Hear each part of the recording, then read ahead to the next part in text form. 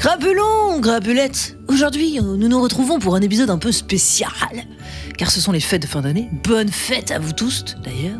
Donc bien évidemment, j'ai besoin de partir me reposer, car je suis épuisé de tout ce showbiz qui défile à la porte de mon studio. Mais je ne vais tout de même pas vous laisser sans rien à vous mettre sous la dent. Car votre mère crapule vous aime de tout son crapulesque petit cœur et n'a rien trouvé de mieux pour vous le témoigner. Alors voici ma petite histoire magique de fin d'année.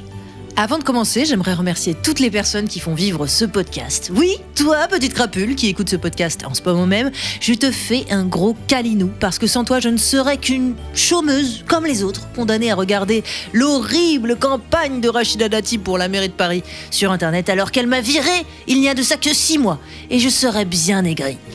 Enfin, je le suis, mais très modérément, et je trouve que j'ai trouvé une juste mesure grâce à vous. Merci Acast pour le soutien. Shout out à Baptiste le sang de la verveine. Grâce à lui, je peux vous annoncer mon entrée dans la playlist Pop Culture d'Acast France sur vos plateformes de streaming. On est aux côtés de podcasts que j'adore écouter, comme celui de Sophie-Marie Larouille par exemple. À bientôt de te revoir. Bref, petit flex, on adore. Une giga bonne nouvelle pour le projet, ça fait plaisir.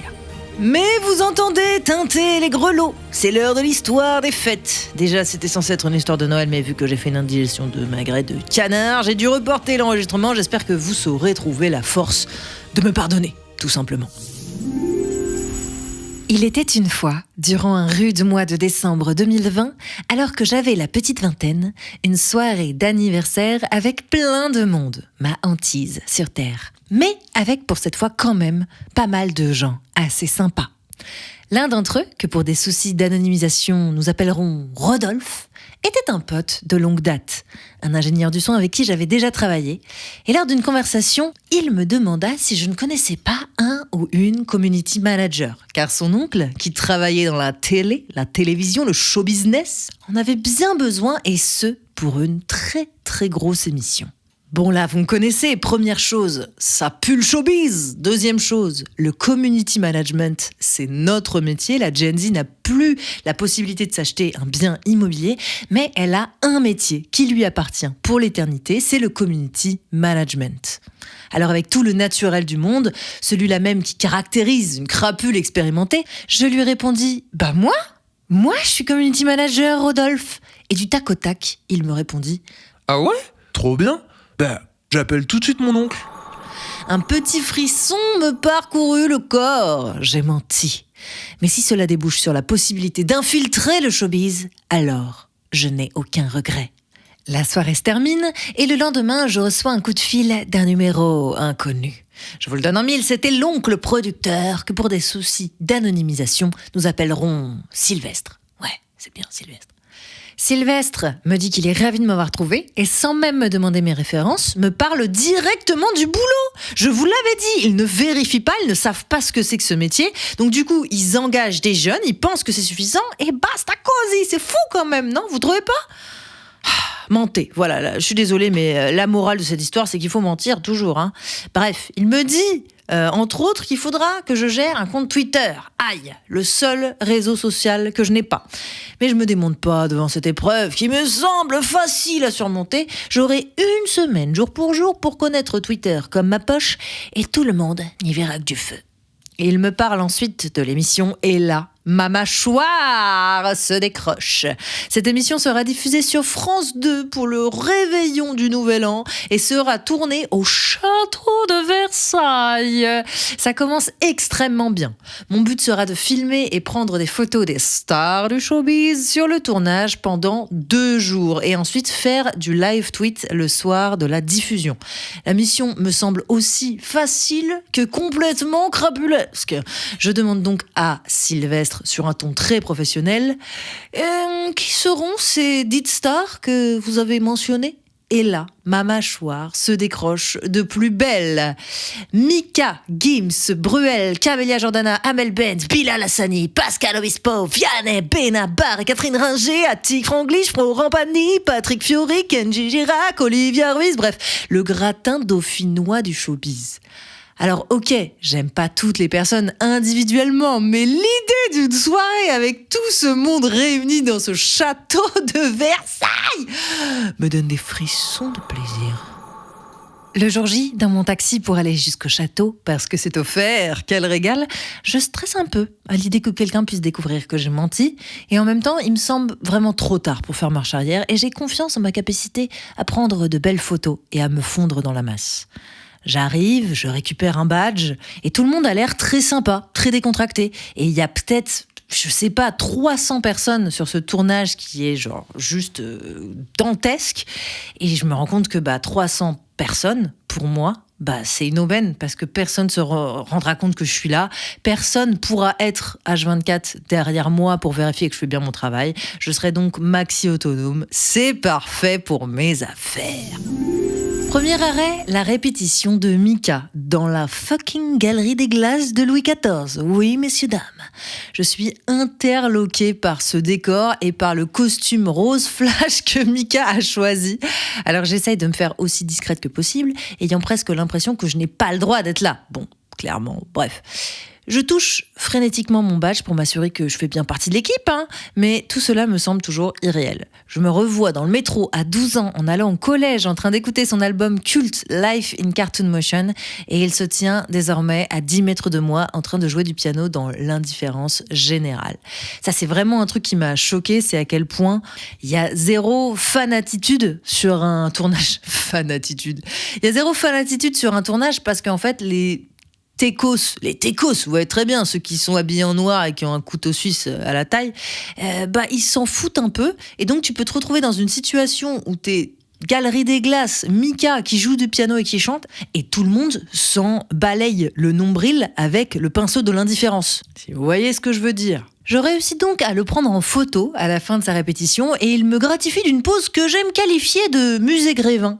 Car une fois reparti, impossible de savoir sur la photo si c'est lui ou sa statue de cire tellement sa pose est parfaite et que son visage est peinturluré de fond de teint. C'est alors qu'une voix crie « Allez, on répète le tableau de Gims, tout le monde en place !» Et une vingtaine de danseurs, tous habillés style Louis XIV, avec des masques sublimes, prennent place. Et pour les coacher, le seul, l'unique, Kamel Wally. Et quand ils sont prêts, Gims arrive dans la galerie des glaces et tout le monde se tait. Ah là, je peux vous dire qu'il fait son petit effet.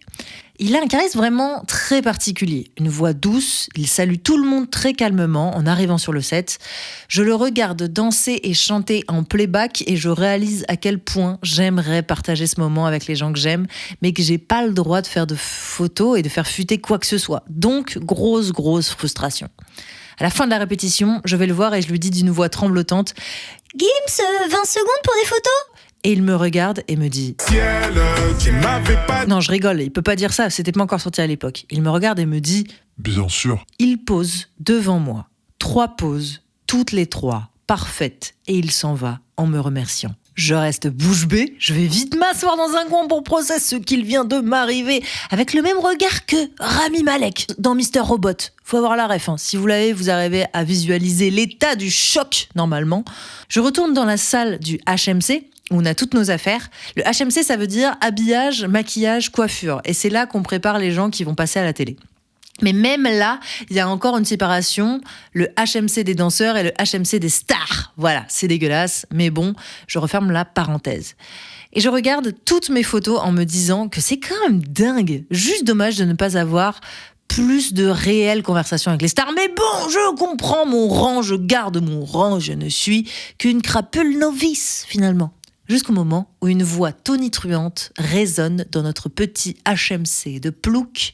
« Ah voilà, c'est ici la vraie soirée !» Je lève les yeux, c'était Amel Bent. Name drop. J'en avais déjà parlé dans un épisode, celui avec Phillies, mais Amel Bent, pour moi, c'est vraiment l'une des rares personnes que j'ai vues aller discuter avec des maquilleuses ou avec les gens du staff, juste par plaisir de connecter, de sourire aux gens, un véritable bonheur, et grâce à elle, je me suis soudainement sentie légèrement moins plouc. Mais le plus gros du travail allait arriver. Le spectacle dans le Théâtre Royal, présenté par nul autre que Stéphane Bern. Et déjà dans les couloirs, parmi le staff, la rumeur enfle. Pas Pascal Obispo aurait été complètement défoncé aux répétitions. Mais non. Alors, j'étais pas là, mais je choisis d'appliquer ma règle phare. J'aime bien ce que tu dis, donc c'est vrai. Et je contribue moi-même à faire perdurer cette rumeur au sein des équipes techniques. Mais je vais quand même faire un rappel. Cette règle ne s'applique que si elle se moque d'un vieil homme blanc. Car j'estime qu'ils sont si hauts sur la pyramide sociétale qu'une rumeur pareille ne nuirait aucunement à leur carrière. C'est bien vrai. Quand j'arrive dans le théâtre, j'explique que je dois me placer dans un endroit devant pour pouvoir photographier les stars du showbiz pendant le tournage, mais la sécurité me refuse l'accès. Je deviens donc un paria du showbiz. Malgré mon sublime badge, l'accès m'est donc refusé. Problème, je ne peux pas risquer de manquer ces photos car c'est littéralement mon seul et unique job de la journée. Il faut donc crapuler. Je monte donc tout en haut du théâtre pour avoir une vision d'ensemble du dessus et réalise que mon zoom n'est pas assez puissant pour prendre des photos de là-haut. Et le seul endroit où on pourrait voir la scène sans trop gêner, c'est une sorte de loge de théâtre intégrée au parterre de l'orchestre. Alors pas l'orchestre de musiciens, l'orchestre, le lieu qui se situe au rez-de-chaussée d'un théâtre. Et cette loge de luxe appartient à nul autre que Stéphane Bern. Name drop. Je saisis mon courage à deux mains et redescends au niveau de la loge de Stéphane Bern. Et sur sa porte, j'y lis l'inscription suivante. Restriction Covid, 5 personnes maximum, sous peine de sanction. Bon oui, c'était 2020, je vous avais prévenu, ça vous fait un petit flashback qui fait pas forcément plaisir, mais bon, c'est ainsi. Je toque à la porte, on m'ouvre, et problème, ils sont déjà 6 à l'intérieur. Alors j'explique mon cas, je plaide ma cause, et Stéphane me sourit et me dit de rentrer quand même. Vachement sympa le Steph. Et je me fais très discrète dans un coin, et j'arrive à braquer mon objectif sur la scène comme prévu. Tout s'annonce bien, jusqu'à ce que 20 minutes plus tard, un énorme agent de sécurité vienne contrôler la loge. À ce moment-là, nous sommes alors 8 dans la pièce. On va avoir un gros problème là. Dit-il en regardant Stéphane Bern. Faut qu'il y en ait 3 qui dégagent. Puis Stéphane Bern prit la parole. Voyez-vous, cher monsieur, tous ces gens sont indispensables à ma préparation. Il pointe différentes personnes en expliquant leur rôle. C'est mon coiffeur, ma maquilleuse, Puis il me désigne en disant à l'agent de sécurité. et cette demoiselle est ma styliste personnelle. Vous comprendrez qu'elle ne peut pas sortir de ma loge, ce serait ridicule. L'agent de sécurité, avec un air antipathique, nous répond. Je repasse dans 1 heure et cette loge ferait mieux d'être vide. Il claque la porte. Et c'est comme ça que Stéphane Bern m'a permis de garder mon emploi ce jour-là. Alors j'adore cette histoire, on va pas se mentir, mais dommage que le gars soit royaliste quoi. Voilà, ça casse un peu tout le délire. J'adorerais pouvoir me la péter avec cette anecdote à longueur de journée, mais depuis que j'ai reçu Manon Bril dans le podcast, elle m'a bien rappelé que les royalistes sont bien à l'extrême droite du spectre politique. Et disons que ces idées sont aussi moisies que la courgette qui fait la gueule au fond de mon frigo depuis 3 semaines. Les 2 jours de tournage touchaient à leur fin. J'avais vu des chanteurs draguer des femmes du staff de 30 ans de moins en coulisses. La maman de Bilal Hassani qui avait le même masque Covid que moi. Slay.